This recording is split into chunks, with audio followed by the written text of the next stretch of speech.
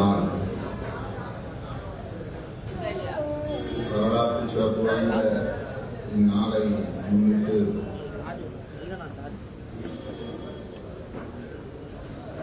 இந்த ஆண்டு 75வது ஆண்டு என்ற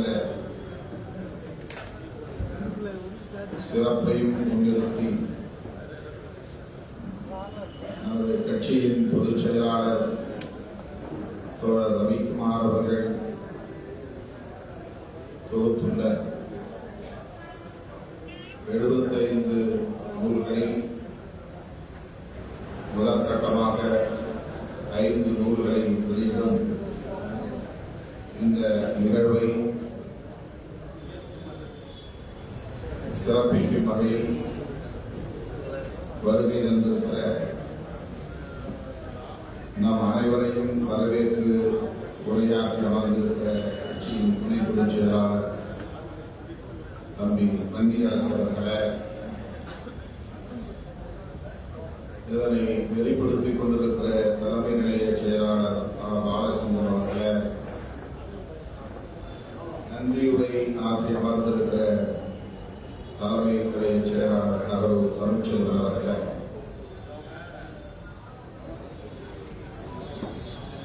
சில மணி நேர இடைவெளியில் நாம் விடுத்த அழைப்பை ஏற்று இந்த நிகழ்வில் பங்கேற்று நமக்கு சிறப்பு சேர்த்திருக்கிற சிறப்பு விருந்தினர்கள்,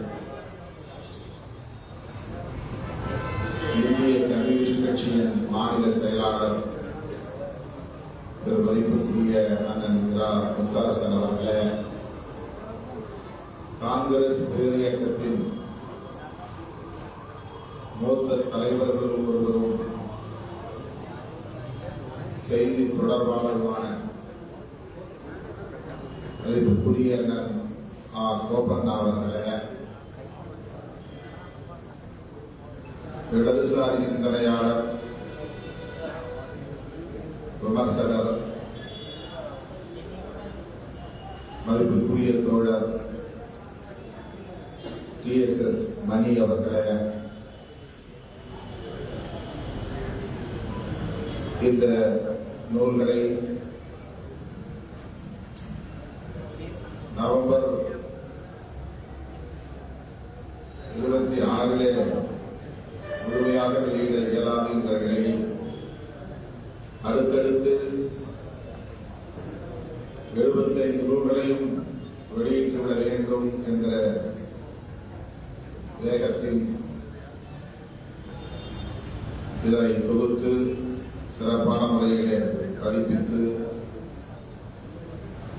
நீதியரசர் சந்துரு அவர்களின் நூல்கள் மற்றும் அரசமைப்பு சட்டம் தொடர்பாக பல ஆளுமைகள் எழுதியிருக்கிற நூல்கள் என்று 5 நூல்களை இன்றைக்கு நமக்கு முன்னே கொண்டு வந்திருக்கிற வெளியிட்டிருக்கிற நமது கட்சியின் தோழர் பொதுச் செயலாளர் தோழர் அரசமைப்பு சட்ட நூல் வரிசையின் பதிப்பாசிரியர் முனைவர் திரு ரவிக்குமார் அவர்களே, இந்த நிகழ்வில் பங்கேற்று இதனை சிறப்பித்துக் கொண்டிருக்கிற சென்னை மாவட்ட செயலாளர்கள் கரிகா பலவன், தா இளையா, வழக்குரைஞர் அப்புன், வழக்குரைஞர் சாரநாத், தேவ ஞான முதல்வன், மேனாள் மாவட்ட செயலாளர் இரா செல்வம் ஆகிய தோழர்கள், விழுப்புரம் மாவட்ட செயலாளர் வீர பொன்னிவளவன் அவர்களே, அரியலூர் செல்வநம்பி அவர்களே, கவினி அவர்களே, ஆதிமொழி அவர்களே, ஷானவாஸ் அவர்களே, முத்து முகமது அவர்களே, ரூபகாந்தா அவர்களே,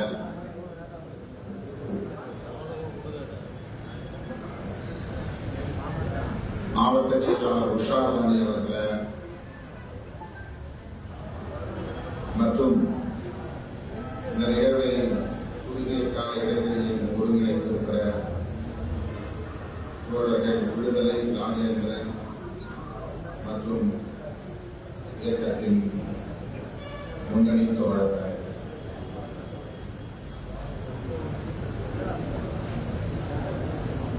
மழை பெய்து கொண்டிருக்கிற இந்த சூழலிலும் கூட பல்வேறு பணிச்சுமைகளுக்கு இடையில்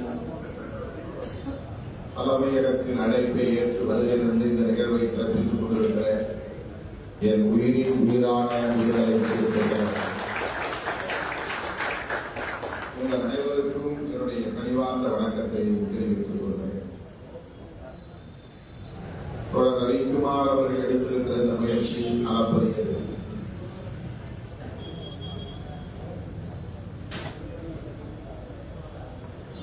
இன்னும் 70 நூல்களை அவர் கொண்டு வர வேண்டும். சங்கத்தமிழன் உள்ளிட்ட அனைவருக்கும் வணக்கம். இடையிட எழுச்சி போன அப்படிதான் பிரச்சனை.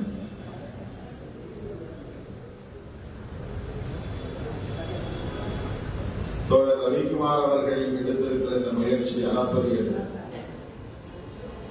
இன்னும் 70 நூல்கள் தொகுக்கப்பட வேண்டும், வெளியிட வேண்டும். களப்பணியில் 4 நூற்றாண்டு நாம் கொண்டாடினோம். நான் பொதுவாழ்வுக்கு வந்து 25 ஆண்டுகள் நிறைவடைந்ததையொட்டி களப்பணியில் 4 நூற்றாண்டு என ஒரு பெரிய நிகழ்வை ஒருங்கிணைத்தோம். அப்போது 25 ஆண்டுகளை நினைவுபடுத்தும் வகையில் 25 நூல்களை அவர் ஒருவரே முன்னின்று தொகுத்து அதை வெளிக்கொண்டு வந்தார் என்பது ஒரு வரலாற்று பதிவு.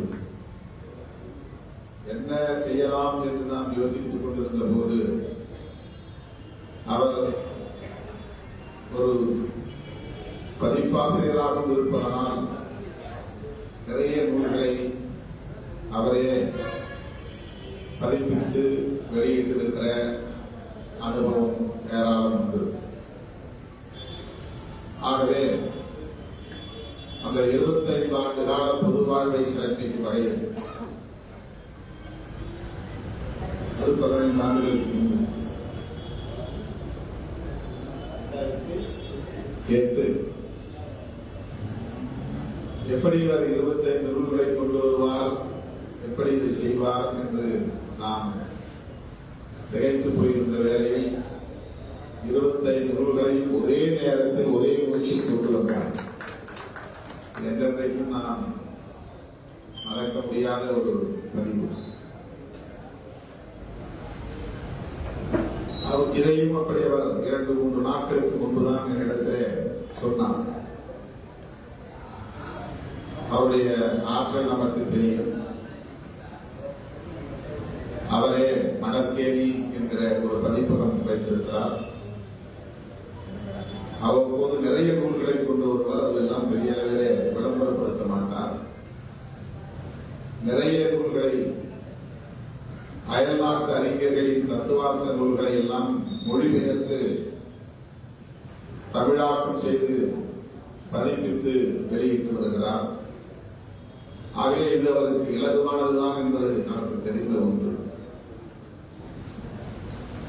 நாடாளுமன்றம் கூடியிருக்கிற சூழலில் டெல்லியிலே நாம் இருக்கிற இல்லத்திலேயே ஒரு நிகழ்வாக எளிதாக எளிமையாக செய்வோம். ஒரு 3 நூல்கள் தயாராகிவிட்டது.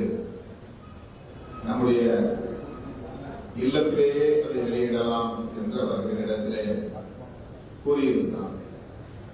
24ஆம் தேதியே நான் டெல்லிக்கு போயிருக்க வேண்டும். நாடாளுமன்ற அவை கட்சி தலைவர்களின் கூட்டம். தோழர் சொன்னதை போல சற்று உடல்நலிவு ஏற்பட்டு பயணிக்க முடியாமல் 3 நாட்கள் நான் முடங்கி போனேன். நேற்று பேசிக் கொண்டிருந்த போது அவர் நானும் சென்னைக்கு திரும்புகிறேன், நீங்கள் வரவில்லை, இதை வெளியிட இயலாமல் போய்விட்டது என்று தன்னுடைய வருத்தத்தை பதிவு செய்தார். சென்னைக்கு வருவதாக இருந்தால் வந்ததும் நம்முடைய தலைமையகத்திலேயே அதே எளிமையான முறையில் நம்முடைய இயக்க தோழர்களை கொண்டு நாம் வெளியிட்டு விடலாம் வாருங்கள் என்று சொல்லி அந்த உற்சாகத்தில் நான் எழுந்து விட்டேன். புத்தகத்தை வெளியிட வேண்டும் என்பதற்காக நேற்றெல்லாம் முழு நேரமும் கதவடைத்துக் கொண்டு கிட்டத்தட்ட 24 மணி நேரமும் படுக்கையில் தான் கிடந்தேன். முதல் நாள் இரவு, நேற்று பகல் கொள்வோம், அடுத்த நாள் இரவு எழுந்திருக்கவே முடியவில்லை என்ற அளவுக்கான ஒரு உடல் நலிவு இருந்த சூழலில் தோழர் அவர்கள் இதை பற்றி குறிப்பிட்டதும் இன்றைக்கு முக்கியமான ஒரு நாளாகவும் இருக்கிறது. அரசமைப்பு சட்ட நாள். தோழர்கள் எல்லாம் ஆங்காங்கே மழையில் நினைந்து கொண்டே உறுதியேற்றிருக்கிறார்கள். நான் சென்னையில் இருந்து கொண்டு உறுதியேற்காமல் இருந்தால் அது சிறப்பாக இருக்காது. அத்துடன் தோழர் அவர்கள் பெருமுயற்சி எடுத்து கொண்டு வருகிற இந்த நூலை வெளியிடுவதற்கு அவர் ஆர்வமாக ஏற்பாடுகளை எல்லாம் செய்திருந்த நிலையில் அது தடைபட்டு நிற்கக்கூடாது என்ற அந்த ஆர்வத்தோடு நான் சென்னைக்கு நீங்கள் 5 மணிக்கு வந்து சேர்ந்தால் 6 மணிக்கு இந்த நிகழ்வை வைத்துக் கொள்ளலாம் என்று சொல்லியிருந்தேன். இந்த இடைவெளியில் தான் நம்முடைய தலைவர்களை நாம் இந்த நிகழ்வை பங்கேற்க அழைத்தோம். நம்மோடு எந்த அளவுக்கு அவர்கள் நல்ல உறவில் இருக்கிறார்கள் என்பதற்கு இது ஒரு சான்று. கூப்பிட்டவுடன் இசைவளித்து ஓடோடி வந்து இந்த நிகழ்வுகளை பங்கேற்று இவ்வளவு நேரம் நம்மோடு இருந்து புரட்சியாளர் அம்பேத்கர் அவர்களின் அளப்பரிய பங்களிப்பை போற்றி உரையாற்றி சிறப்பித்திருக்கிற தலைவர்கள் அண்ணன் முத்தரசன் அவர்களுக்கும், அண்ணன் கோபண்ணா அவர்களுக்கும், தோழர் PSS மணி அவர்களுக்கும் விடுதலை சிறுத்தைகளின் சார்பில் எனது நெஞ்சார்ந்த நன்றியை குறிப்பிட்டார்கள். இன்றைக்கு நாடே இந்த நாளை கொண்டாடி கொண்டிருக்கிறது. அரசமைப்பு சட்டம் எவ்வளவு முக்கியத்துவம் வாய்ந்தது என்பதை இந்திய நாட்டின் ஒவ்வொரு குடிமகனும் உணர்ந்தாக வேண்டும். அது மிக மிக இன்றியமையாதது. இங்கே தோழர்கள் குறிப்பிட்டதை போல மோடி அரசு இங்கே அமைந்த நாளில் இருந்து நாம் எழுப்பி வருகிற ஒற்றை முழக்கம் அரசமைப்பு சட்டத்தை பாதுகாப்போம் என்பதுதான். அவர் ரூபாய் நோட்டுகளின் மதிப்பை செல்லாது என்று அறிவித்த போது 500 ரூபாய் நோட்டு, 1000 ரூபாய் நோட்டு செல்லாது என்று அறிவித்த போது அடுத்த அரை மணி நேரத்தில் இங்கே செய்தியாளர்களை கூட்டி அதை கடுமையாக நாம் விமர்சித்தோம். தாந்தோன்றித்தனமாக செயல்படுகிறார், இழுத்தேன் கவிழ்த்தேன் என்று செயல்படுகிறார். இவரே தொலைக்காட்சி முன் தோன்றி இப்படி அறிவிப்பதற்கு என்ன அதிகாரம் இவருக்கு இருக்கிறது என்று நம்முடைய ஆதங்கத்தை வெளிப்படுத்தியதோடு மட்டுமில்லாமல் இவருடைய போக்கு அரசமைப்பு சட்டத்திற்கே எதிரானதாக இருக்கிறது. இவரால் அரசமைப்பு சட்டத்திற்கு ஆபத்து நேரும் என்றும் சுட்டிக்காட்டி இந்த அரசமைப்பு சட்டத்தை பாதுகாப்பதற்கு ஒரு மாநாட்டை நாங்கள் நடத்துவோம், அது புதுச்சேரியில் நடக்கும் என்று அறிவித்தோம். அதன் அடிப்படையில் புதுச்சேரியிலே அந்த ரூபாய் நோட்டுகள் செல்லாது என்று அறிவித்த உடனேயே நாம் நடத்திய மாநாடு அரசமைப்பு சட்ட பாதுகாப்பு மாநாடு. அத்துடன் நின்றுவிடவில்லை. அந்த மாநாட்டை ஆந்திராவிலே நடத்தினோம், தெலுங்கானாவிலே நடத்தினோம், கர்நாடகாவிலே நடத்தினோம். அண்டை மாநிலங்களிலும் அரசமைப்பு சட்ட பாதுகாப்பு மாநாட்டை ஆந்திராவிலே 2 இடங்களில் நடத்தியிருக்கிறோம். தொடர் பரப்புரைகளை மேற்கொண்டோம். வாய்ப்பு கிடைக்கிற அத்தனை அவைகளிலும் அரசமைப்பு சட்டத்தின் பாதுகாப்பை வலியுறுத்தி பேசியிருக்கிறோம். அரசமைப்பு சட்டத்திற்கு என்ன ஆபத்து என்பதை தொடர்ந்து அழுத்தமாக பேசி வருகிற இயக்கம் விடுதலை சிறுத்தைகள் கட்சி. அந்த அடிப்படையில் தான் தேசம் காப்போம் மாநாட்டையும் பிறகு ஒருங்கிணைத்தோம், தேசம் காப்போம் பேரணியையும் ஒருங்கிணைத்தோம். சனாதனமா ஜனநாயகமா என்கிற உரையாடலை இங்கே தொடங்கி வைத்தோம். சனாதனமே இங்கு கோலோச்சுகிறது என்பதை உரத்து சொன்னோம். சனாதனம் கோலோச்சுகிறது என்றால் மனு தர்மமே இங்கு கோலோச்சுகிறது என்பதை விளக்கி சொன்னோம். மனு தர்மம் இங்கே கோலோச்சுகிறது என்றால் புரட்சியாளர் அம்பேத்கர் அவர்கள் எழுதிய அரசமைப்பு சட்டம் இங்கே நடைமுறையில் இல்லை என்பதை எடுத்துரைத்தோம். ஒரு புறம் மனு தர்ம சட்டம், இன்னொரு புறம் அரசமைப்பு சட்டம். அது மனு எழுதியதால் மனு சட்டம், இது அம்பேத்கர் எழுதியதால் அம்பேத்கர் சட்டம்.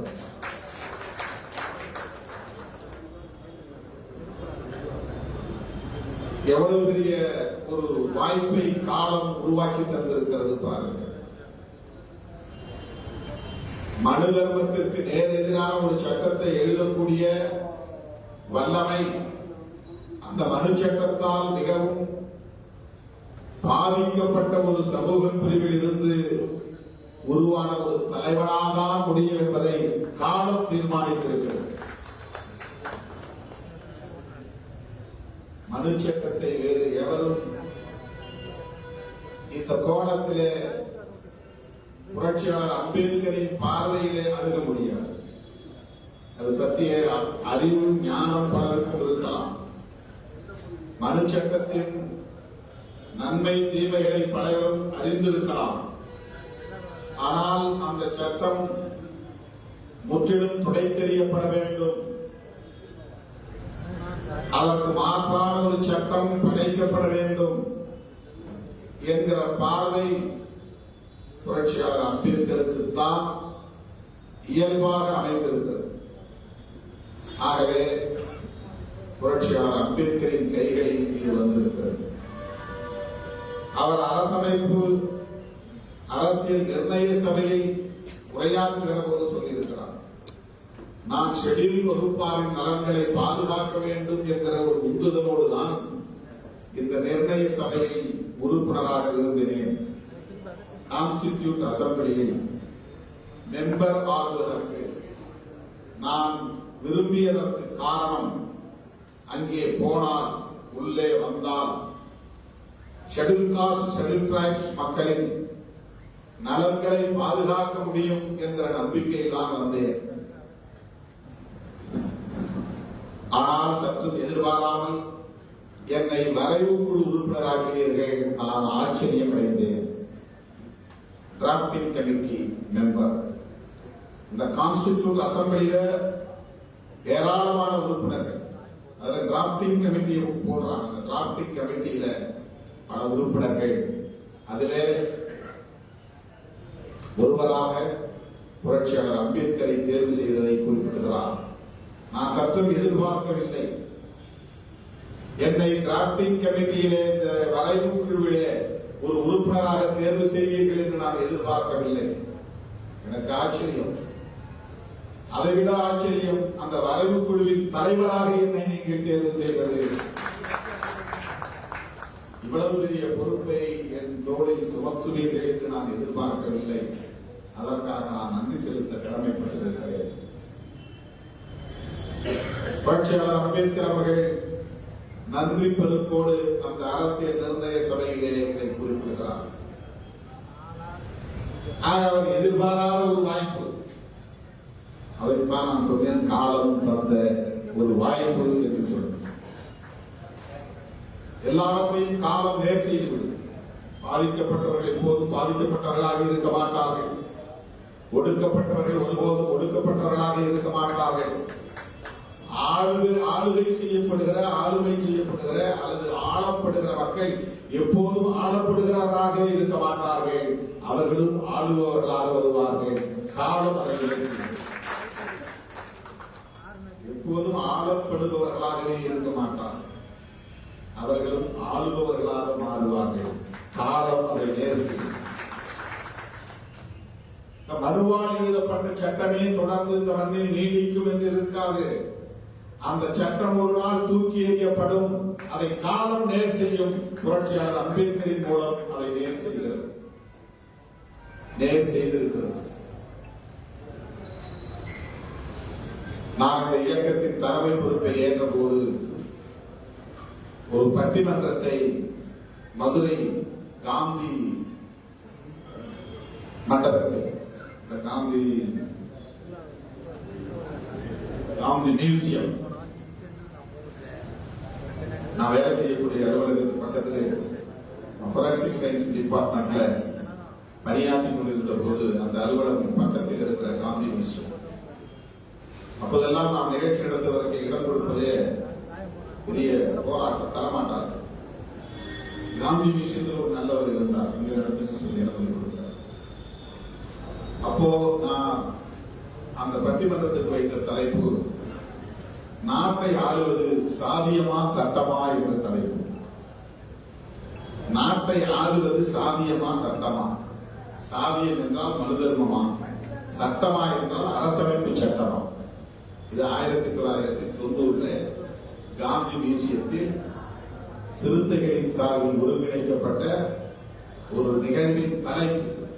அப்போது நான் உரையாற்றுகிற போது அரசமைப்பு சட்டம் தேர்தல் களத்தில் மட்டும்தான் பயன்படுகிறது, சமூகம் கலாச்சாரம் போன்றவற்றில் இன்னும் சனாதனமே கோலோச்சிக் கொண்டிருக்கிறது. அந்த சட்டம் நடைமுறையில் இருக்கிறது. இந்த நாட்டை 2 சட்டங்கள் ஆண்டு கொண்டிருக்கின்றன. ஒன்று மனு சட்டம், இன்னும் சாதியும் வர்ணமும் இங்கே நீடிக்கிறது. கலாச்சார தலங்களில் இன்னும் மனு தர்மமே கோலோச்சிக் கொண்டிருக்கிறது. பாலின சமத்துவம் இல்லை, சாதி வெறியாட்டம் தலைவிரித்தாடுகிறது. அகமான முறை என்பது இங்கே இன்னும் இறுக்கமாக இருக்கிறது. அதனால் ஆணவ கொலைகள் இன்னும் இங்கே தொடர்கிறது. ஆகவே இங்கு மனு தர்மமே இன்னும் கோலோச்சுகிறது. என்கின்ற சமூக தளத்தில், கலாச்சார தளத்தில், பொருளாதார தளத்திலும் கூட தொழில் எல்லோராலும் தொடங்க முடியாது. ஒரு கடைத்தெருவிலே 200 கடைகள் இருக்கின்றன என்றால் அந்த 200 கடைகளில் ஒரு கடை கூட தலித்துக்கு சொந்தமானதாக இருக்காது, தலித் அல்லாதவர்களின் கடையாகத்தான் இருக்கும். ஒரு நகரத்தில் இருக்கிற அவ்வளவு கடைகளையும் நீங்கள் கணக்கெடுத்து பார்த்தால், புள்ளி விவரம் எடுத்து பார்த்தால், அதில் ஒரே ஒரு கடை கூட, ஒரு பெட்டி கடையோ ஒரு தேநீர் கடையோ அந்த பொது வெளியில் பொது இடத்தில் ஒரு தலித் உரிமையாளராக இருக்க வாய்ப்பில்லை. ஒரு டெய்லராக கூட இருக்க முடியாது. சாலை ஓரத்தில் ஒரு பழம் விற்பவனாக கூட இருக்க முடியாது. சாலையோர வியாபாரியாக கூட இருக்க முடியாது.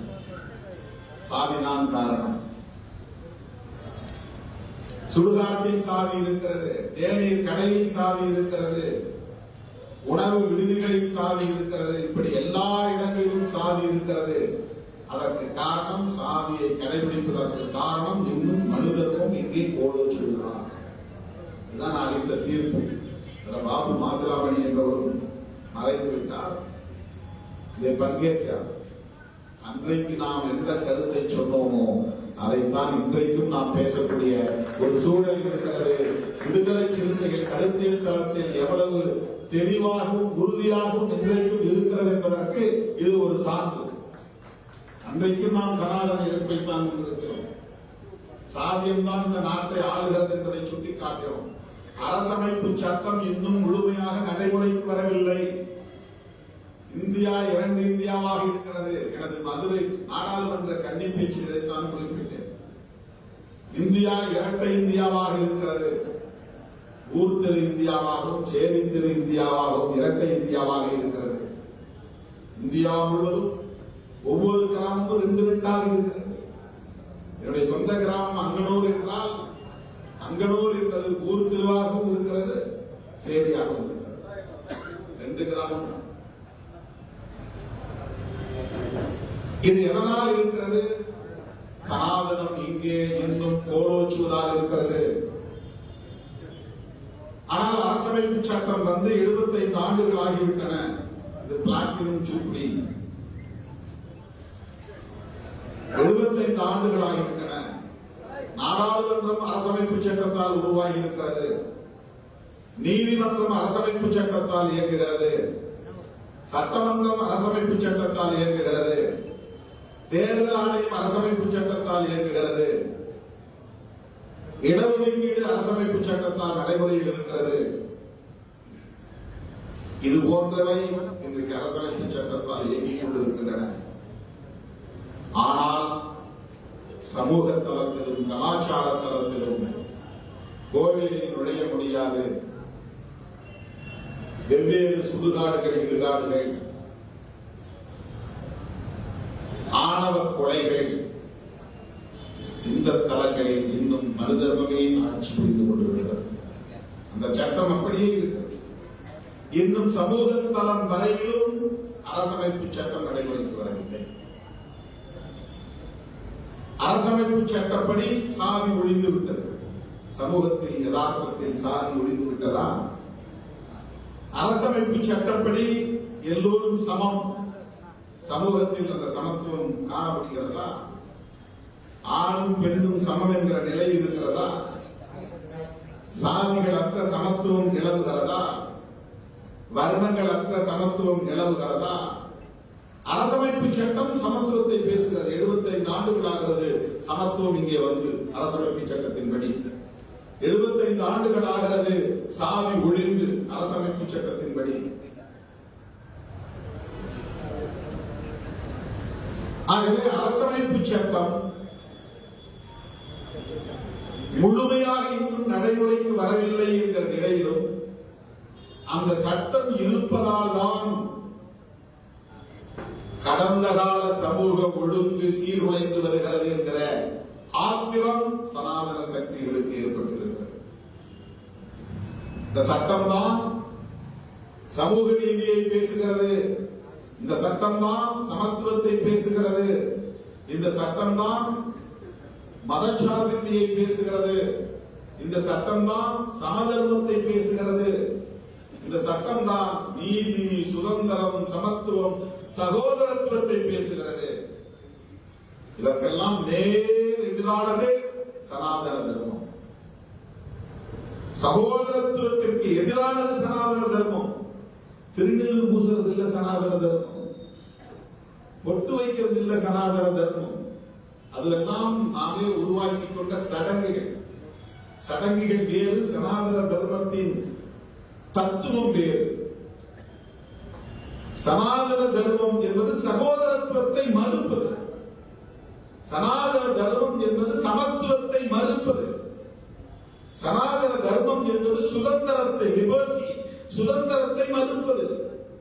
சனாதன தர்மம் என்பது சமூக, அரசியல், பொருளாதார தளங்களில் தரப்படுகிற நீதியை மறுப்பது.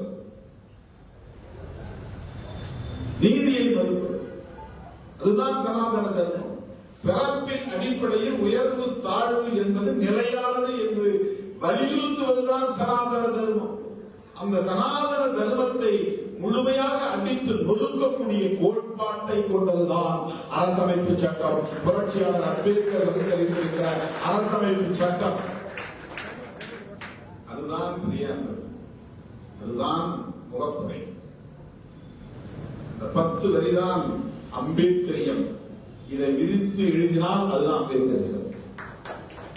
நீதி என்றால் என்ன, சுதந்திரம் என்றால் என்ன, சமத்துவம் என்றால் என்ன, சகோதரத்துவம் என்றால் என்ன, மதச்சார்பின்மை என்றால் என்ன, சமதர்மம் என்றால் என்ன, ஜனநாயகம் என்றால் என்ன என்பதை தனித்தனியே விவரித்து விரித்து எழுதினால் அதுதான் அம்பேத்கரிசம்.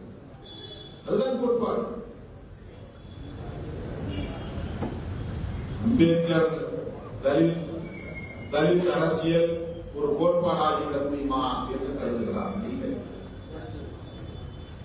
காலம் காலமாக வஞ்சிக்கப்பட்டவர்களுக்காக போராடுகிற ஒரு போராடியவர், அவ்வளவுதான்.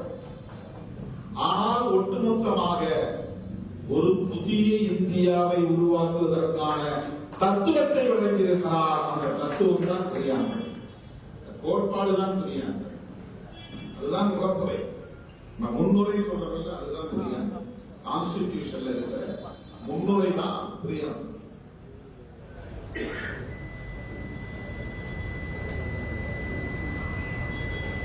அரசமைப்பு சட்டத்திற்கு என்ன ஆபத்து? இதை புரிந்து கொள்வதற்கு நாம் நம்மை தயார்படுத்திக் கொள்ள வேண்டியதே ஒரு பெரிய சவால். இதுவே ஒரு பெரிய சேலஞ்ச். என்ன, மேம்போக்கா பார்த்தா அண்ணன் இங்க முத்தரசன் அவர்கள் சொன்னார், அரசமைப்பு சட்டத்தை தொட்டு கும்புறார் மோடி, அவர் எப்படி அரசமைப்பு சட்டத்துக்கு எதிராக இருப்பார்? அப்போ நீங்க சொன்னதெல்லாம் பொய் தானே அப்படின்னு தோன்றும். அதுக்கு விளக்கம் சொன்னார். எப்பேற்பட்ட நடிகர் நரேந்திர மோடி நடிகர் திலகம்ங்கிற பட்டமே கொடுக்கலாம் அப்படின்னு சொன்னார். நடிகர் திலகம் தமிழ்நாட்டுக்குள்ள கொடுத்தது, அவர் இன்டர்நேஷனல் நடிகர். தமிழ்நாட்டுக்கு தமிழ் சினிமாவுக்கு சிவாஜி கணேசன் கொடுத்தது, பாவம் சிவாஜி கணேசன். அவர் கிடைச்ச ஒரு சின்ன பட்டம். இவரை அடிக்கிறதுக்கு இப்ப ஆளே கிடையாது இந்திய உலக அளவில். அவருக்கு வேற ஏதாவது பட்டம் நீங்க கண்டுபிடிச்சு கொடுங்க.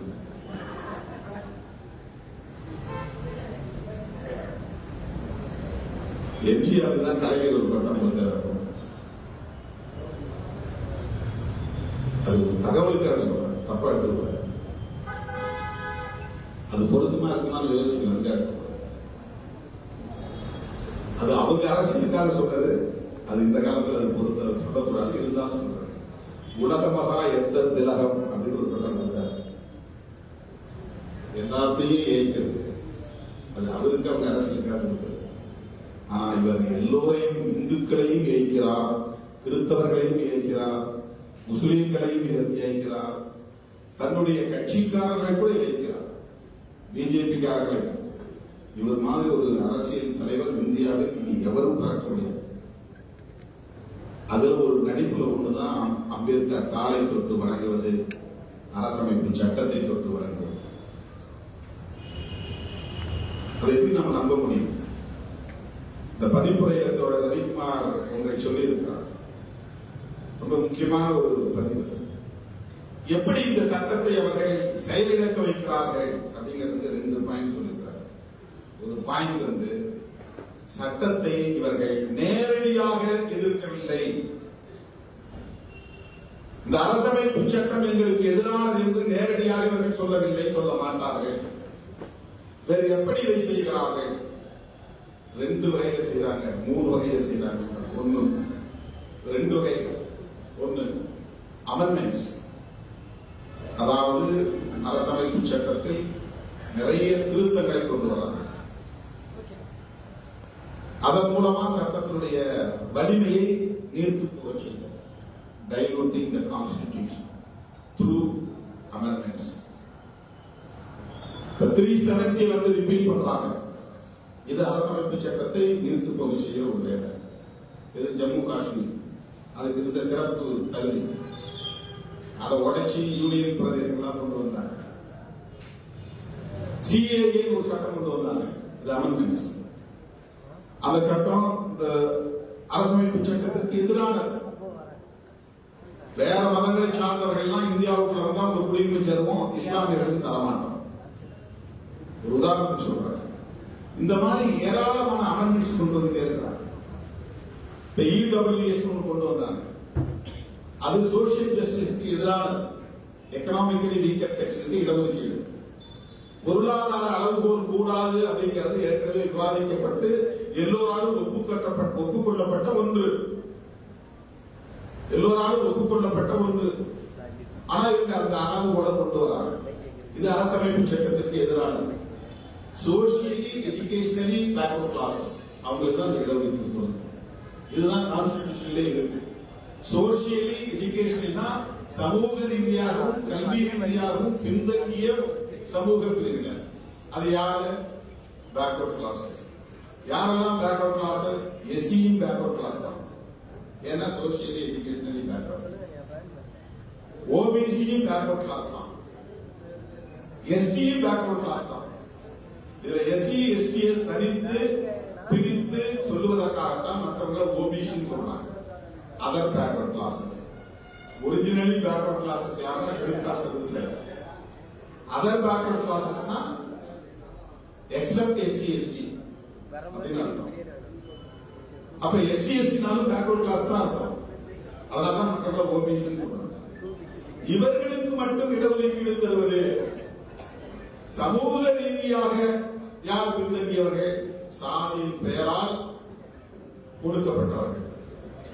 இந்த வேலை செய்யக்கூடாது, இந்த தொழிலை செய்யக்கூடாது, இந்த வருமானத்தை பெறக்கூடாது, உனக்கு வருமான வரம்பு என்பதே கிடையாது, உன்னுடைய உழைப்புக்கு ஊதியங்கிற நிர்ணயமே கிடையாது, நீ இந்த உடை உடுத்தக்கூடாது, இந்த நகைநகையை அணியக்கூடாது, இந்த உணவை உண்ணக்கூடாது, இப்படி எல்லாம் சோசியலி டிப்ரஸ்ட், சப்ரஸ்ட். அதனால பேக்வர்ட். எஜுகேஷனலி கல்வி மறுக்கப்பட்டதனால்தான் இவன் எந்த வளர்ச்சியும் அடையாமல் இருக்கிறான். கல்வி மறுக்கப்பட்டது யார் யாரு? எஸ்சி எஸ்டி மட்டும் இல்லை, ஆண்ட பரம்பரையும் கல்வி மறுக்கப்பட்டவர்கள் தான். நாங்கள் ஆண்ட பரம்பரை என்று சொல்லிக் கொள்ளக்கூடிய அன்பு சகோதரர்களும் கல்வி மறுக்கப்பட்டவர்கள் தான். பெண்கள் அனைவருமே கல்வி மறுக்கப்பட்டவர்கள் தான். அப்போ எஜுகேஷனலி பேக்வர்ட் கிளாஸஸ், இவர்களுக்கு இடஒதுக்கீடு பொருந்தும். அதுதான் சோசியல் ஜஸ்டிஸ். ஆனா மோடி அரசு நீ என்ன ஃபார்வர்ட் கம்யூனிட்டிக்கு இடஒதுக்கீடு இல்லைன்னு சொல்ற, ஃபார்வர்ட் கம்யூனிட்டி மட்டும் பயன்பெறக்கூடிய வகையிலே இடஒதுக்கீட்டை நாங்கள் கொண்டு வருவோம் என்று கொண்டு வந்து சட்டத்தை நிறுத்தினார்கள், சட்டம் கொண்டு வந்தார்கள். இதுதான் அமெண்ட்மெண்ட்ஸ். அரசமைப்பு சட்டத்தை நீர்த்து போக செய்கிறார்கள். இன்னொன்னு என்னன்னா, த்ரூ ஜுடிஷியல், நீதிமன்றங்களின் மூலமாக அரசமைப்பு சட்டத்திற்கு தவறான இன்டர்பிரேஷன்ஸ், அதாவது அரசமைப்பு சட்டங்கிறது ஒரு பெரிய சமுத்திரம், கடல். அதுல ஒவ்வொருத்தரும் உள்ள நுழைஞ்சு ஒவ்வொரு விளக்கத்தை சொல்ல முடியும், ஒவ்வொரு சொல்லுக்கும் ஒவ்வொரு விளக்கத்தை விவரத்தை சொல்ல முடியும். அப்படி பார்க்கிற போது இவர்களுக்கு தேவையான நீதிபதிகளை கொண்டு வந்து அங்கே அமர வைத்து இவர்கள் விரும்புவதை போல புதிய விளக்கங்களை தந்து அரசமைப்பு சட்டத்தின் தன்மையை, அதனுடைய தொலைநோக்கு பார்வையை நீர்த்து போக செய்கிறார். இதுவும் ஒரு ஆபத்து. நேரடியாக அரசமைப்பு சட்டத்தை தூக்கி போடுன்னு சொல்றவங்க இருக்கிறான். பிஜேபி கர்நாடகாவில் ஒருத்தர் பேசினா, ஒரு எம்பிஏ பேசினா, நாங்க மறுபடியும் ஆட்சிக்கு வந்தா இந்த கான்ஸ்டிடியூஷனை தூக்கி அறிவோம் அப்படின்னு சொன்னான். காசியில் ஒரு குழு அறிவிச்சது, சங்கராச்சாரியார் பெயரில் ஒரு அமைப்பு. அந்த அமைப்பு அறிவித்தது, அடுத்த முறையும் மோடிதான் பிரதமர் ஆவார், அவர் ஆட்சிக்கு வந்தால் நாங்கள் எழுதியிருக்கிற அரசமைப்பு சட்டம் தான் நடைமுறைக்கு வரும். அவங்க ஒரு அரசமைப்பு சட்டத்தை எழுதி வச்சிருக்காங்க. ஒரு டிராப்டிங் கமிட்டி போட்டு அந்த கமிட்டியில உச்ச நீதிமன்ற ஓய்வு பெற்ற நீதிபதிகளை எல்லாம் இணைத்து அவர்கள் எல்லோரும் சேர்ந்து ஒரு கான்ஸ்டிடியூஷன் புதுசா உருவாக்கியிருக்கிறார். அந்த கான்ஸ்டிடியூஷன் நடைமுறைக்கு வந்தால் டெல்லி தலைநகரமாக இருக்காது, காசி தான் தலைநகரமாக இருக்கும். இந்த தேசிய கொடி இருக்காது, ஸ்வஸ்திக் பொறிக்கப்பட்ட காவி கொடி தான் இந்தியாவின் தேசிய கொடியாக இருக்கும். இன்றைக்கு இருக்கிற டெமோக்ராட்டிக் சிஸ்டம் இருக்காது, வர்ணாசிரம தர்ம முறைதான் இருக்கும். இஸ்லாமியர்களும் கிறிஸ்தவர்களும் அந்நிய நாட்டை சார்ந்த மதத்தை பின்பற்றக்கூடியவர்கள், அதனால் அவர்கள் இங்கே வாழலாம், ஓட்டு போட உரிமை கிடையாது. இதையெல்லாம் அவர்கள் சட்டத்தில் கொண்டு வந்து அதை அறிவித்து பிரகடனம் செய்தார்கள். ஆகவே RSS அமைப்பு மட்டுமல்ல, அதனுடைய சங்பரிவார அமைப்புகள் அனைத்துமே ஒரே நோக்கத்தோடு செயல்படுகின்றன. அந்த ஒரே நோக்கம் கான்ஸ்டிடியூஷனை நிறுத்து போக செய்தல் அல்லது தூக்கி எறிதல். ஏன் அப்படின்னா, அது ரொம்ப சுருக்கமா நிறைய விவரித்து சொல்ல வேண்டாம், ரொம்ப ரொம்ப முக்கியமான ஒரு செய்தியை சொல்ல வேண்டும். அந்த பிரியாம்பில் சொல்லப்பட்ட இந்த எல்லா விவரங்களையும் விட இந்திரா காந்தி அம்மையார் காலத்தில் பிரியாம்பிலே ஒரு அமெண்ட்மெண்ட் கொண்டு வந்து அவர் இணைத்த மிக முக்கியமான 2 சொற்கள். விசா என்று நாம் அதை கடுமையாக விமர்சிக்கிறோம், அது வேறு விஷயம். விசா காலத்து கொடுமைகள் கடுமையான விமர்சனங்களுக்கு உள்ளாயின. அதனால் இந்த அம்மையார் ஆட்சி அதிகாரத்திலிருந்து தூக்கி எறியப்பட்ட வரலாறு ஒரு புறம். ஆனால் அப்படிப்பட்ட அந்த காலகட்டத்திலும் அவர் செய்த பல நன்மைகளும் 20 அம்ச திட்டம் பலரால் வரவேற்கப்பட்ட திட்டங்கள். இந்த விசா காலத்தில் 20 அம்ச திட்டம் 20 பாயிண்ட் ப்ரோக்ராம், அது சாதாரண மக்கள் அனைவருமே வரவேற்பு பாராட்டியது. அரசியல் தலைவர்கள் எல்லாம் வேட்டையாடப்பட்டார்கள், அவருடைய முக்கியமான தலைவர்கள் எல்லாம் சிறை வைக்கப்பட்டார்கள், கொடுமையான வதைக்குள்ளாக்கப்பட்டார்கள் என்கிற விமர்சனம் உண்டு. ஆனால் ஆட்சி நிர்வாகத்தில் நிறைய மாற்றங்கள் கொண்டு வந்து 20 அம்ச திட்டங்களை நடைமுறைப்படுத்தினார் என்கிற பாராட்டும் அவருக்கு உண்டு. அதிலே யாரும் கவனிக்கப்படாத ஒன்று, யாரும் சுட்டிக்காட்டாத ஒன்றை விடுதலை சிறுத்தைகள் சுட்டிக்காட்டி வருகிறோம். அது என்னவென்றால், அரசமைப்பு சட்டத்தின் பிரியாம்பல் என்கிற முகப்புரையிலே அவர் திருத்தம் கொண்டு வந்து இணைத்த மிக முக்கியமான சொற்கள் 3 சொற்களில் 2 சொற்கள், ஒன்று சோசலிஸ்ட், இன்னொன்று செக்யூலரிசம். ஏற்கனவே இந்த கான்ஸ்டிடியூஷன் செக்யூலரிசம் தான். ஏன் எப்படி அது செக்யூலரிசம்னா, அரசாங்கம் என்று ஒன்று இருந்தால் அந்த அரசாங்கத்திற்கு அரச மதம் என்று ஒன்று இருக்க வேண்டும் என்பது உலகம் முழுவதும் இருக்கிற அனைத்து நாடுகளிலும் பின்பற்றப்பட்டு வருகிற நடைமுறை. இலங்கையிலே அரச மதம் புத்த மதம், பாகிஸ்தானிலே அரச மதம் இஸ்லாம் மதம், சீனாவிலே அரச மதம் பௌத்த மதம், இப்படி சொல்லிக்கொண்டே போகலாம். எல்லா நாடுகளிலும் ஸ்டேட் ரிலீஜியன் உண்டு. இந்தியாவில் மட்டும் ஸ்டேட் ரிலீஜியன் இல்லை. இதற்கு புரட்சியாளர் அம்பேத்கர் தான் முழு காரணம். லாஜிக் படி பார்த்தால் ஏன் இந்தியாவுக்கு மட்டும் மதம் இருக்கக்கூடாது? சரியான கேள்வி. அப்படி என்றால் ஏன் இந்தியாவில் இந்து மதத்தை அரச மதமாக அறிவிக்க கூடாது? சரி, பாகிஸ்தானிலே இஸ்லாம் மதம் அரச மதம் என்றால், இலங்கையிலே பௌத்த மதம் அரச மதம் என்றால், சீனாவிலே பௌத்தம் அரச மதம் என்றால், இந்தியாவிலே ஏன் இந்து மதம் அரச மதமாக இருக்கக்கூடாது? இருக்கலாம், இருக்க வேண்டும். உலக நாடுகள் முழுவதும் இருக்கிற போது இருப்பதில் என்ன தவறு? இது பொத்தாம் பொதுவாக மேலோட்டமாக பார்த்தால் சரி என்று தோன்றும். ஆனால் உலகத்திலேயே ஒரு அரசமைப்பு சட்டம் அரச மதம் இல்லாமல் இயற்றப்பட்டது என்றால் அதற்கு முழு பொறுப்பு புரட்சியாளர் அம்பேத்கர் அவர்கள் தான். இந்தியாவிலே எந்த மதத்தை அரச மதமாக கொண்டு வர முடியும்? பெரும்பான்மையாக சொல்லப்படுகிற இந்து மதம். உள்ளபடியே இந்து மதம் என்ற ஒன்று கிடையாது. அப்படி ஒரு ஒற்றைத்தன்மை கொண்ட ஒரு மதமாக இந்து மதம் இல்லை. இஸ்லாம் என்பதற்கு ஒரு நிறுவனர் இருக்கிறார், அதற்கு ஒரு வேத நூல் இருக்கிறது, அதற்கு ஒரு ஒற்றை வடிவம் தன்மை. கிறிஸ்தவத்திற்கு அப்படி இருக்கிறது. யார் அது பவுண்டர் சொல்ல முடியும், அதற்கு என்ன வேதமும் சொல்ல முடியும். ஆனால் இந்து மதம் என்று ஒரு மதம் இங்கே ஒரு ஃபவுண்டர், ஒரு உருவாக்கியவர், அதை நிறுவியவர் என்று யாரும். சைவம் இருந்தது, வைணவம் இருந்தது, அது இன்றைக்கும் இருக்கிறது. சைவம் இருக்கிறது, வைணவம் இருக்கிறது. பௌத்தத்திற்கு ஃபவுண்டர் உண்டு, பகவான் புத்தர். சமணத்திற்கு உண்டு, மகாவீரர். அதற்கெல்லாம் தனியே வேத நூல்கள் இருக்கின்றன. சீக்கியத்திற்கு உண்டு, அதற்கு வேத நூல்கள் இருக்கின்றன. இந்து மதம் ஒரு வடிவமாய் ஒற்றைத்தன்மையோடு ஒரு நிறுவனர் இல்லை, அதற்கு ஒரு வேத நூல் பொதுவான நூல் இல்லை. சரி, அப்படியே இல்லை என்றாலும் பரவாயில்லை. ஆதிசங்கரர் காலத்திலே 6 மதங்களை ஒன்று சேர்த்து இதெல்லாம் இந்து மதம் என்று நாம் அழைக்கலாம் என்று சொல்வதை ஒப்புக்கொண்டால் கூட, ஷண் மதங்கள் அப்படின்னு சொல்லப்படக்கூடிய சைவம், வைணவம், காணபத்தியம், கணபதியை கும்பிடுற காணபத்தியம், சக்தியை கும்பிடுகிற சாக்தம், சூரியனை கும்பிடுகிற சௌரம், இதெல்லாம் சேர்ந்ததுதான் இந்து மதம். அப்படி இந்து மதத்தை இங்கே நிலைநாட்டினால், அரச மதமாக அறிவித்தால், இந்த மதங்களில் பின்பற்றப்படக்கூடிய சாதிய பாகுபாடுகள், பாலின பாகுபாடுகள் அரசால் அங்கீகரிக்கப்படக்கூடியதாக மாறும்.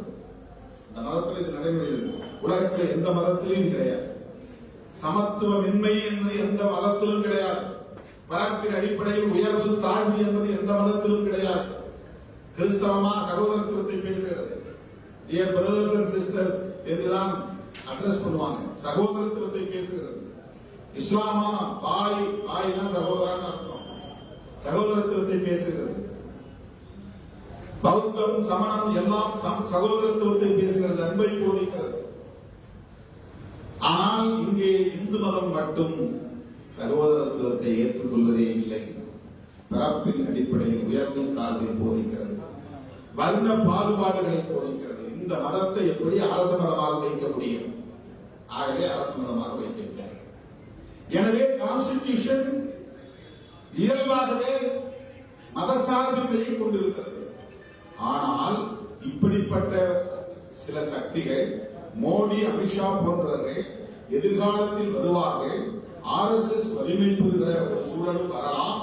அப்படி வந்தால் இந்த நாடு என்னாகும் என்கிற கவலை அந்த விசாவை நடைமுறைப்படுத்திய போதே இந்திரா காந்தி அம்மையாருக்கு இருந்திருக்கிறது என்பதை எண்ணி பார்க்கிற போதே வியப்பாக இருக்கிறது. தோழர்களே, அமெண்ட்மெண்ட் செய்து, திருத்தம் செய்து இந்த யூனியன் கவர்மெண்ட் பற்றி ஒரு டெபினிஷன் அப்ப 3 சொற்களால் அதை டிஃபைன் பண்றார். சாவரின் டெமோக்ராட்டிக் ரிபப்ளிக், அதுதான் யூனியன் கவர்மெண்ட். டெல்லியில் இருக்கிற அரசாங்கம் எப்படிப்பட்ட அரசாங்கம்? இறையாண்மையுள்ள ஜனநாயக குடியரசு, அவ்வளவுதான். இந்திரா காந்தி அம்மையார் அந்த 3 வார்த்தைக்கு இடையில 2 வார்த்தை சிறுகி 5 வார்த்தையாக மாற்றுகிறார். Sovereign, socialist, secular, democratic republic. Secular மதச்சார்பின்மை, சோசலிஸ்ட் சமதர்மம். இந்த 2ம் தான் இன்னைக்கு RSS காரன் கண்ணை ஊத்திட்டு. இந்த 2 சொற்களை நீக்க வேண்டும் என்றுதான் சுப்பிரமணிய சாமி வழக்கை தொடுத்தார் உச்ச நீதிமன்றத்தில். அண்மையில் அந்த வழக்கு தள்ளுபடி செய்யப்பட்டுள்ளது. நீக்க முடியாது. சில நேரங்கள் உச்ச நீதிமன்றத்தில் நல்ல நீதிபதிகள் இருக்கிறார். இந்த பேசிக் ஃபேக்டர்ஸ் பாதிக்கப்படக்கூடாது என்பதுதான் ஏற்கனவே உச்ச நீதிமன்றம் வரையறுத்தது. என்ன பேசிக் ஃபேக்டர்? செக்யூலரிசம், அரசமைப்பு சட்டத்தின் சிறப்பு கூறுகளும் அடிப்படை கூறுகளும் முதன்மையானவை. Secularism, pluralism, பன்மைத்துவம்.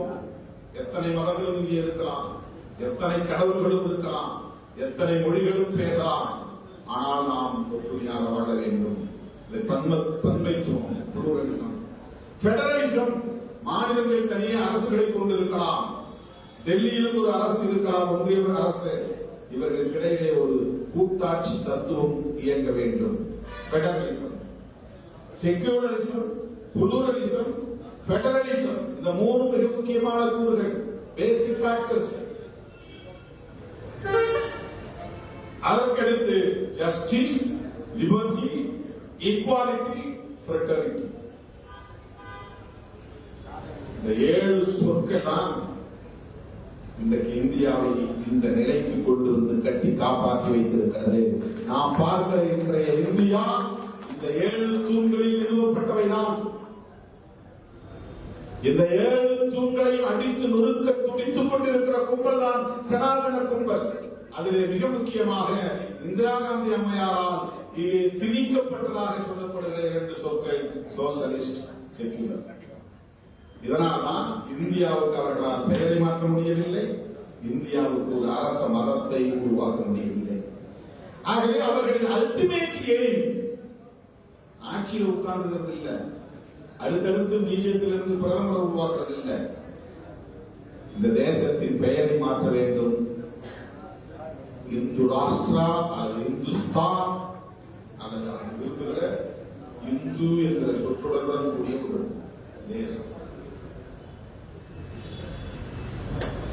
இந்த அரசாங்கத்திற்கு ஸ்டேட் ரிலீஜன், மதம், அரச மதம் அறிவித்தாக வேண்டும். 2 தான் முடியும். சும்மா எலெக்ஷன் நின்று 2 பேர் யாரு பிரதமர், நம்ம 10 ஆண்டுகள் 20 ஆண்டு 30 ஆண்டு ஆட்சியில் இருந்து சுகபமாக வாழ்ந்துங்கிறதல்ல RSS காருடைய நோக்கம். சராசரி அரசியல்வாதியாக நீங்க RSS-ஐயும் பிஜேபி கருதிவிடக் கூடாது. அவன் மற்றதெல்லாம் வெறும் எலெக்ஷன்ல 10 சீட்டு கிடைச்சா போதும் அல்லது ஆட்சி வந்தா போதும் நினைக்கிறது வெறும் எலக்டோரல் பர்பஸ், அவ்வளவுதான், தேர்தல் நோக்கம். அவர்களின் நோக்கம் தேர்தலில் அதிகாரத்தை சுவைப்பது மட்டுமல்ல, ஆட்சி அதிகாரத்தை சுவைப்பது மட்டுமல்ல, இந்த தேசத்தின் தலையெழுத்தையே மாற்றி அமைக்க வேண்டும். அதற்கு தடையாய் இருப்பது புரட்சியாளர் அம்பேத்கர் வகுத்தளித்திருக்கிற அரசமைப்பு சட்டம் தான். அந்த அரசமைப்பு சட்டத்தின் கோட்பாடு தான், அந்த கோட்பாடுகள் தான் செக்யூலரிசம், சோசலிசம், புளூரலிசம், பெடரலிசம். இதுதான் மிக முக்கியமானது. இதை திருத்துறோம். அதுக்கு இன்னும் அவங்களுக்கு போதிய ஆதரவு நிலை இல்லை. என்னன்னா ராஜ்யசபான்னு ஒண்ணு இருக்கு இடையில. ராஜ்யசபாவில் அவருக்கு ஒரு எனஃப் நம்பர் கிடைக்கிறது இல்லை. ஏன்னா அங்க பிஜேபி அல்லாத கட்சிக்கும் ஆட்சிக்கு வராங்க. திமுக கேரளாவில் கம்யூனிஸ்ட் இடதுசாரி, வெஸ்ட் பெங்கால்ல மம்தா பானர்ஜி, தெலுங்கானாவில் காங்கிரஸ், கர்நாடகாவில் காங்கிரஸ். எங்கெல்லாம் மாநிலங்களவை உறுப்பினர்கள் எதிர்கட்சியுடைய உறுப்பினர்கள் வந்துடுறாங்க. எதிர்கட்சியுடைய உறுப்பினர்கள் வரும்போது அவங்களுக்கு தனி பெரும்பான்மையோடு எந்த சட்ட மசோதாவும் நிறைவேற்ற முடியாது.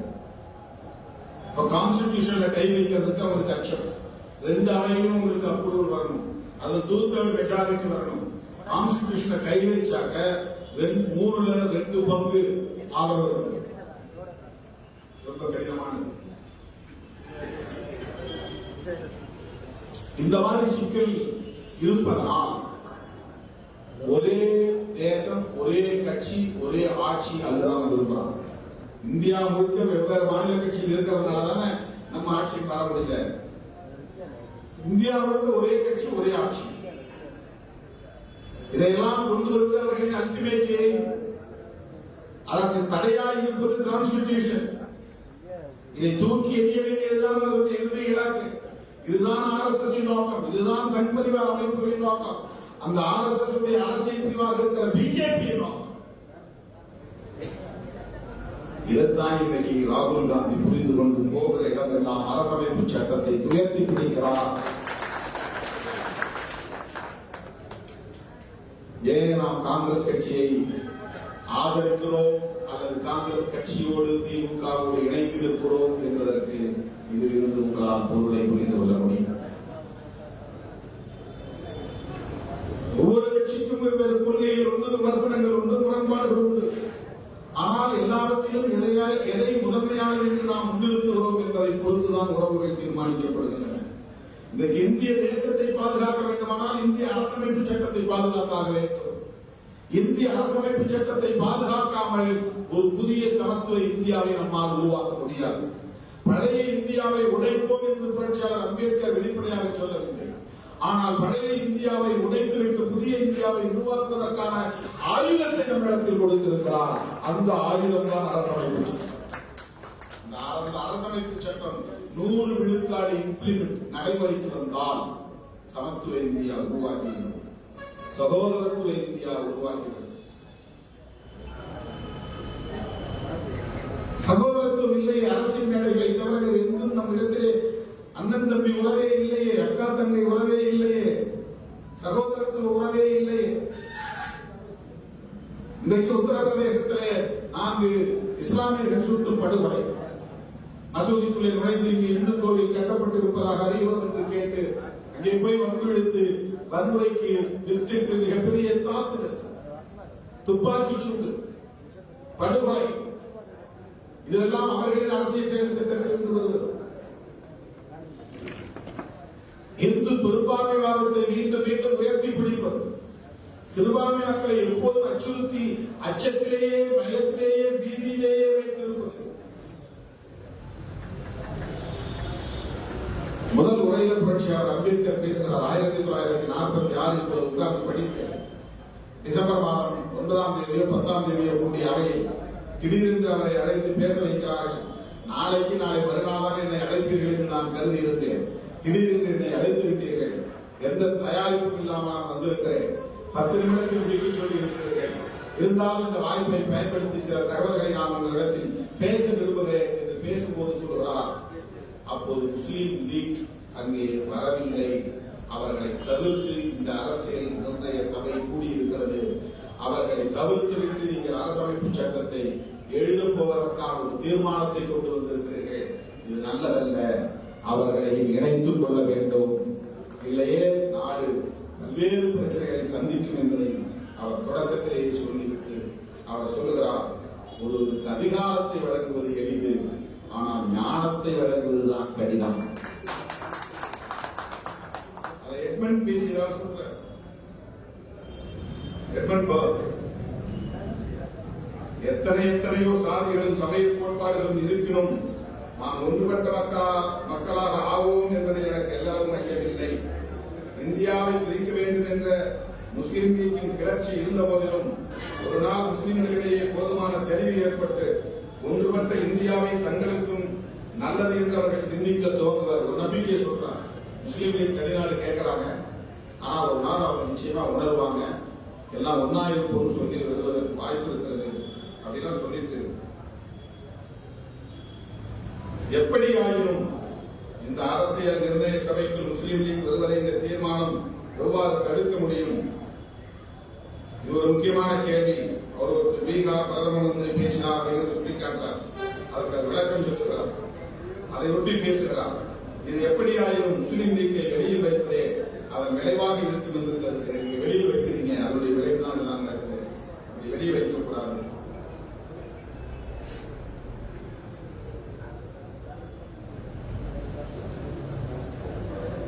முஸ்லீம் லீக்கின் கருத்துக்களை முடிவுக்கு வரும் முன் முஸ்லீம் லீக்கின் கருத்துக்களை பெற முடியும். அவர்களை பெறணும், அவர்களை கேட்டு பெறணும். இந்த கருத்துக்களை கேட்காமல் செய்யக்கூடாது. மூன்று வழி இருக்கிறது. ஒன்று, ஒரு தரப்பு இன்னொரு தரப்பிடம் சரணடைந்து விட வேண்டும். ரெண்டு தரப்பாக விவாதம் யுத்தம் நடந்திருக்கிறது. ஒரு தரப்பு இன்னொரு தரப்பிடம் சரணடைந்து விட வேண்டும். இது முதல் வழி. அல்லது இரண்டு தரப்பும் பேசி தீர்வு காண வேண்டும். இது இரண்டாவது வழி. அல்லது வெளிப்படையாக யுத்தம் என்பது மூன்றாவது வழி. நீங்கள் இங்கே பேசிக் கொண்டிருப்பதை பார்த்தால் மூன்றாவது வழியை தேர்வு செய்வதாக தெரிகிறது. ஒரு யுத்தத்தை நடத்துவதாக தெரிகிறது. இந்த யுத்தம் பிரிட்டிஷாருக்கு எதிராகவும் முஸ்லிம்களுக்கு எதிராகவும் போய் பெரிய ஆபத்தை ஏற்படுத்தும். அம்பேத்கர் எச்சரிக்கிறார். இந்து முஸ்லிம் பிரச்சனையை பலப்பிரயோகத்தின் மூலம் தீர்க்கும் திட்டம் எவர் மனதில் இருந்தால் இப்பிரச்சனைக்கு யுத்தம் மூலமாக தீர்வு காண்பது என்பதே பொருள். நீங்க அப்படிதான் கேட்கிறீங்க. அதாவது அவர்கள் சம்மதமின்றி தயாரிக்கப்படும் அரசியல் சாசனத்திற்கு அவர்களை சரணடைய வைப்பதாக, அவர்களை அடிமைப்படுத்த இந்த நாடு காலாகாலத்திற்கு ஈடுபட நேரிடும். அவங்களுக்கு உள்ள விளைக்காம, அவங்க கருத்தை கேட்காம, அவங்களுடைய சம்மதம் இல்லாமல் ஒரு அரசமைப்பு சட்டத்தை எழுதி அதை அவர்கள் ஏற்றுக்கொள்ள வேண்டும் என்று நீங்கள் நிர்பந்தித்தால் அது ஏற்படுகிறாங்க. நம்ம நாடு பிரியல, பாகிஸ்தான் பிரியல. பிரியாத முன்னாடி அவர் சொன்னார், அதிகாரத்தை வழங்குவது எளிது, ஆனால் ஞானத்தை வழங்குவதுதான் கடினம் என்று எட்வர்ட் போப் கூறியதை நான் நினைவுபடுத்தி உரையை நிறைவு செய்ய விரும்புகிறேன். அரசியலமைப்பு சட்ட அவை நமக்கு அளிக்கப்பட்டுள்ள இறையாண்மை மிக்க அதிகாரத்தை அறிவார்ந்த முறையில் பயன்படுத்தும் என்பதை நாம் நமது நடத்தை மூலம் நிரூபிப்போம். அதன் மூலமே நாட்டின் அனைத்து தரப்பினரையும் நம்மோடு அழைத்துச் செல்ல முடியும். ஒற்றுமையை எட்டுவதற்கு அதை தவிர வேறு எந்த வழியும் இல்லை. இதில் நாம் எந்த ஐயமும் கொள்ள தேவையில்லை. எப்படி ஒரு இன்க்ளூசிவ் பாலிடிக்ஸ். எல்லோரும் இஸ்லாமியர்களை விட்டுவிடக் கூடாது, முஸ்லீம் லீக்கை அழைக்க வேண்டும். இதுதான் அவர் முதல்ல பேசுற பேச்சு. அதுக்கு பிறகு கடைசியில் பேசுற பேச்சு ரொம்பவும் பிரமிப்புக்குரியதாக இருக்கிறது.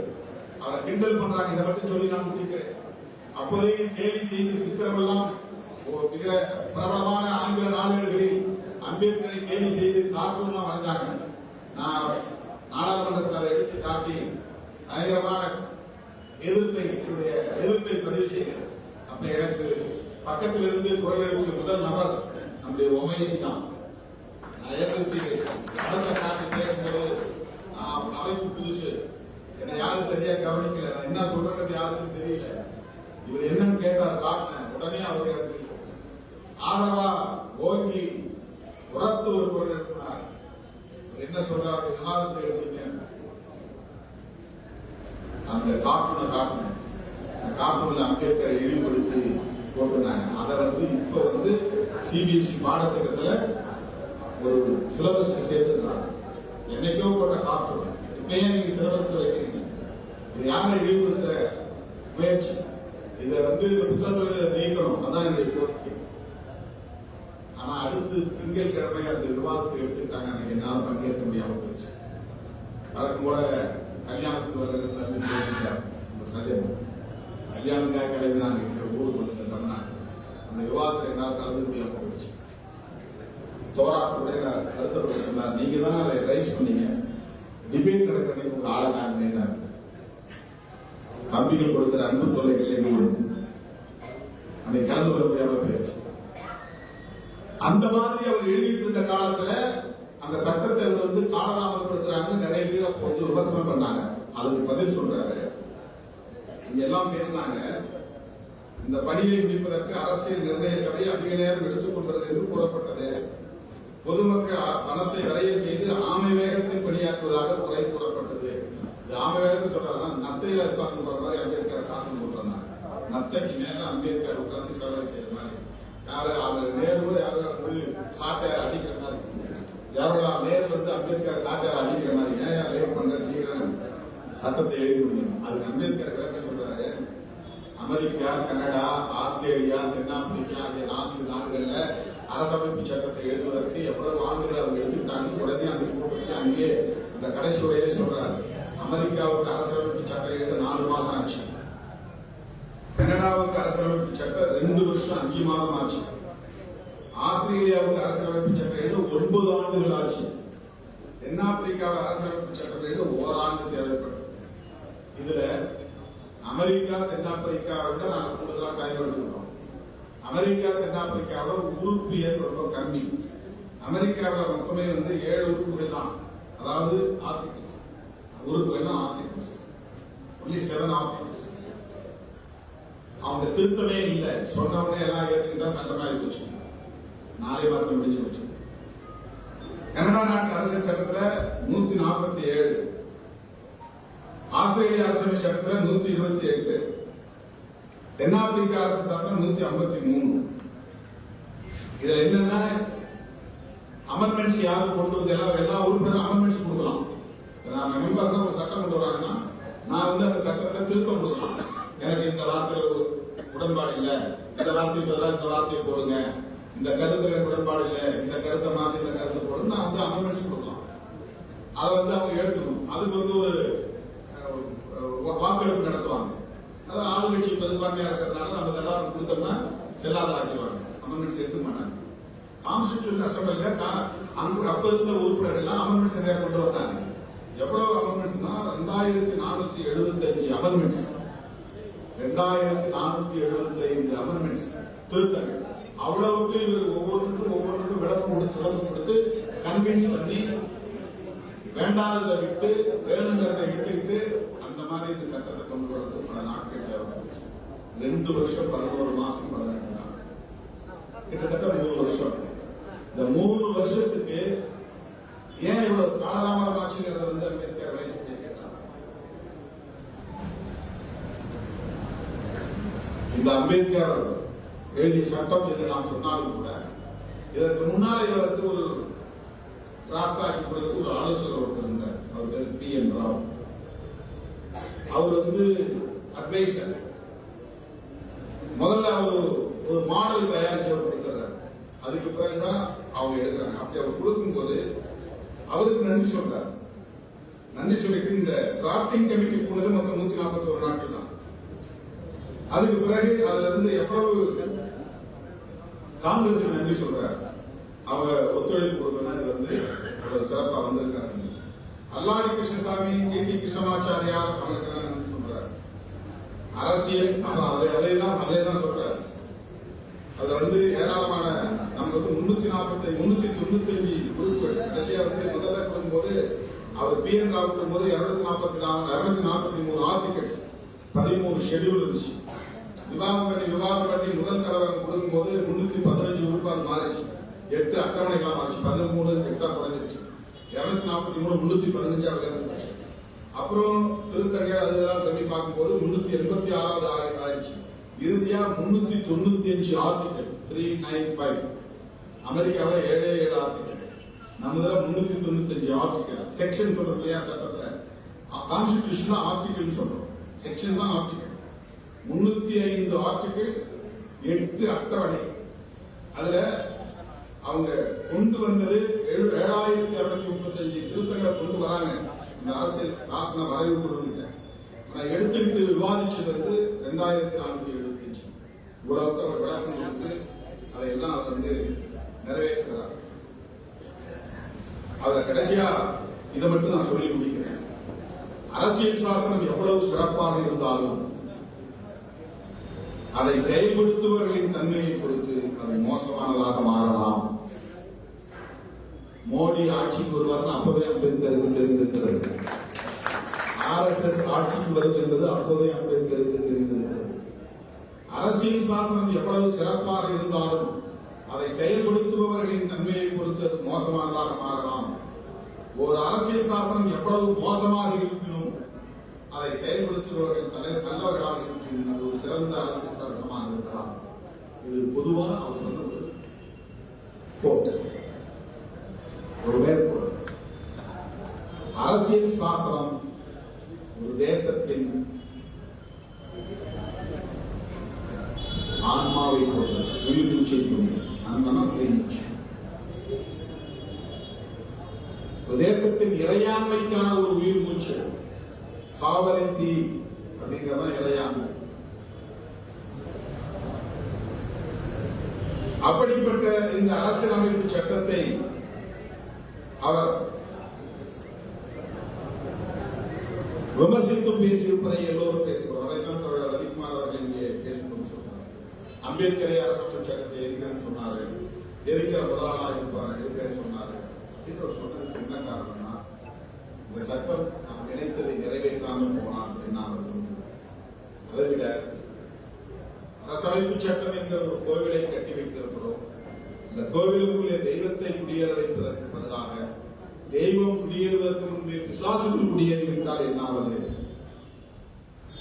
கோயிலை கட்டுறோம், சிலையை பிரதிஷ்டை பண்றோம், கடவுள் சிலையை பிரதிஷ்டை பண்றோம், யாகம் பண்ணி அந்த கடவுளுக்கு உயிர் விடணும். இதுதான் நடக்கிற கும்பாபிஷேகம். தான் தெய்வத்துக்கு பதிலாக அங்கே பிசாசுகள் குடியேறிவிட்டால் என்ன ஆகும்? இன்றைக்கு அரசமைப்பு சட்டத்தின் கோவில் என்றால் அது நாடாளுமன்றம். அரசமைப்பு சட்டத்தின் கோவில் என்றால் அது நாடாளுமன்றம். டெம்பிள் ஆஃப் டெமோக்ரசி என்று சொல்லுவோம். நாடாளுமன்றம்.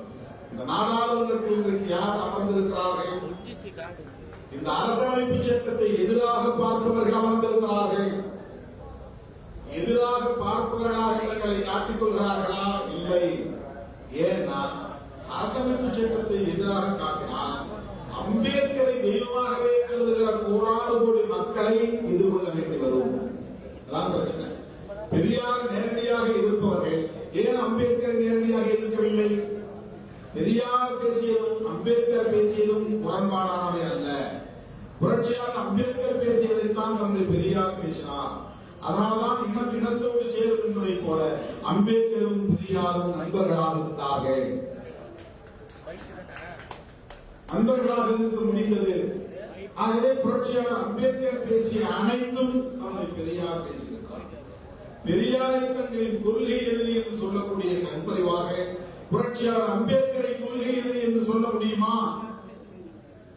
ஒரே ஒரு வேறுபாடு, பெரியாருக்கு மதத்தின் மீதும் கடவுளின் மீதும் நம்பிக்கை இல்லை. புரட்சியாளர் அம்பேத்கருக்கு மதத்தின் மீதும் கடவுளின் மீதும் விமர்சனம் இல்லை.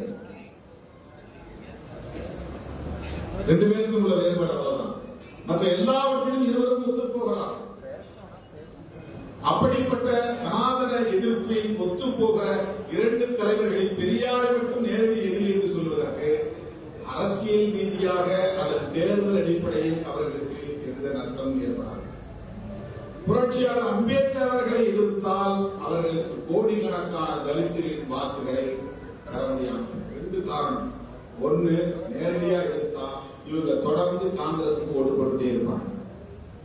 தலித்துகள் ஓட்டு போட்டுதான் காங்கிரஸ் உயிர் போட்டு வைத்திருக்கிறார்கள். அது உண்மை. யாரும் தலித்துகள், பழங்குடிகள், சிறுபான்மையினர் இந்த சமூகத்தின் பெரும்பாலான வாக்குகள் காங்கிரசுக்கு இந்தியா முழுவதும் கிடைக்கிறது. எங்க கிடைக்கல அங்க அவர்களால் ஆட்சியை கைப்பற்ற முடியும். முஸ்லீம் ஓட்டு, கிறிஸ்டியன் ஓட்டு டைரக்டா வேண்டாம் சொல்லக்கூடிய பாரதிய ஜனதா தலித்துகளின் ஓட்டு வேண்டாம் சொல்ல முடியுமா? சொல்ல முடியும். அம்பேத்கரை நேரடியாக எதிர்க்க முடியுமா? எதிர்க்க முடியாது. அதனால்தான் உங்க காலத்துக்கு கும்புறது கான்ஸ்டிடியூஷன். அம்பேத்கரை பெரியாரையாக எதிர்த்து நிறுத்துகிறார்கள். அம்பேத்கரை அப்படியே விடுத்து பார்க்கிறார். அதான் ரொம்ப எங்க தலைவர் இந்துத்துவ தலைவர். அது 100 விழுக்காடு திரும்புவார். அம்பேத்கரை விடுங்கி சிரிக்க பார்க்கிறார்கள். அதுதான் ஆபத்து. ஜெய்பீம் என்கிறார்கள். அதுதான் ஆபத்து. பிஜேபி காரர்களும் RSS காரர்களும் அம்பேத்கர் ஜெயந்தியை கொண்டாடுகிறார்கள். அதுதான் ஆபத்து. அம்பேத்கர் ஜெயந்தியை கொண்டாடுறதுனால பிஜேபி காரர்கள் முடியுமா? அம்பேத்கர் வாழ்க என்று சொல்வதால் பிஜேபி காரரோடு சேர்ந்து நாம் முழக்கம் எழுப்ப முடியுமா? ஜெய்வீர் என்று பிஜேபி காரர்களும் RSS காரர்களும் சொல்வதனால் அவர்கள் நண்பர்களாகி விடுவார்களா? அம்பேத்கர் பற்றிய புத்தகங்கள் எழுதுகிறார்கள். நிறைய புத்தகங்கள். இளையராஜாவில் முன்னுரை கொடுத்திருந்தார். மோடி பற்றி நிறைய புத்தகங்கள் கொண்டு வருகிறார். எல்லாம் வந்து அவ்வளவு 100 விழுக்காடு திரும்புவார்கள். 100 விழுக்காடு திரும்புவார்கள். உண்மையை திருச்சி எழுதுவது, வரலாற்று திருச்சி எழுதுவது, அம்பேத்கரை இந்துத்துவ தலைவராக காட்டுவது, இந்து மதத்தை பாதுகாத்த தலைவராக காட்டுவது. அதனால்தான் அவர் கிறிஸ்தவத்துக்கு போகவில்லை, இஸ்லாத்துக்கு போகவில்லை என்று தவறான வரலாற்றை மக்களிடத்தில் பரப்புவோம். ஆகவே அம்பேத்கர் பெயரை சொல்வதனாலேயே, அம்பேத்கர் பெயரின் புத்தகங்களை எழுதுவதனாலேயே சன்பரிவார்களோடு கைகோர்த்து விட முடியாது. கவனமாக இருக்க வேண்டும். அம்பேத்கரின் அரசியலுக்கு மிகப்பெரிய வலிமை அரசமைப்பு சட்டத்தில் நிறுவி காட்டியவர் இந்திரா காந்தி அம்மையார். காங்கிரசோடு நிற்க வேண்டியதும் ராகுல் காந்தியோடு கைகோர்க்க வேண்டியதும் இன்றைய வரலாற்று தேவை. இந்தியா பிளாக் உருவாவதற்கான ஒரு வரலாற்று தேவை இங்கிருந்துதான் உருவாகிறது. அவரால் தான் இன்றைக்கு கான்ஸ்டிடியூஷன் என்பது இந்தியா முழுவதும் சாதாரண குடிமகன் இன்றைக்கு கையெழுத்திருக்கிறார். திருமாவளவன் சொன்னபோது இது இந்தியா முழுவதும் போகவில்லை, ராகுல் காந்தி உயர்த்தி பிடித்ததும் இன்றைக்கு அத்தனை பேரும் கான்ஸ்டிடியூஷனுக்கான முக்கியத்துவத்தை உணர்ந்திருக்கிறார்கள். ராகுல் காந்தி இன்றைக்கு இந்தியன் பாலிடிக்ஸ் என்று வருகிற போது அவர் ஒரு நேஷனல் சூப்பர் ஸ்டார் இந்த பாலிடிக்ஸ். ஏன்னா கான்ஸ்டிடியூஷனை காப்பாற்றுவதற்கான பொறுப்பு அவர்களிடத்திலே இருக்கிறது. அதனால் சொல்லுகிறேன், இந்த கான்ஸ்டிடியூஷனை பாதுகாத்தால் தான் தேசத்தை பாதுகாக்க முடியும், மதச்சார்பின்மையை பாதுகாக்க முடியும், சமத்துவ இந்தியாவை கட்டமைக்க முடியும். அப்படிப்பட்ட புரிதலோடு நாம் அரசியல் களத்தில் தொடர்ந்து பயணிப்போம். யாரும் எந்த வதந்தையும் பரப்பலாம். மதசார்பற்ற முற்போக்கு கூட்டணி, விடுதலை சிறுத்தைகளும் சேர்ந்து உருவாக்கிய கூட்டணி, யாரும் எந்த விமர்சனமும் செய்யலாம். இந்தியா பிளாக் கூட்டணி, விடுதலை சிறுத்தைகளும் சேர்ந்து உருவாக்கிய கூட்டணி. ஆகவே இந்த கூட்டணி தான் சிறுத்தைகளின் கூட்டணி. இந்த கூட்டணி தான் தொடர்ந்து தமிழகத்தில் ஆட்சியில் இருக்கும். இந்தியாவிலும் அடுத்த தேர்தலில் இந்தியா பிளாக் ஆட்சியில் இருக்கும் என்பதை சொல்லி அரசமைப்பு சட்டத்தை பாதுகாக்கும் களப்பணியில் இணைந்து நிற்போம், களமாடுவோம் என்று சொல்லி வாய்ப்புக்கு நன்றி கூறுகிறேன். நன்றி, வணக்கம்.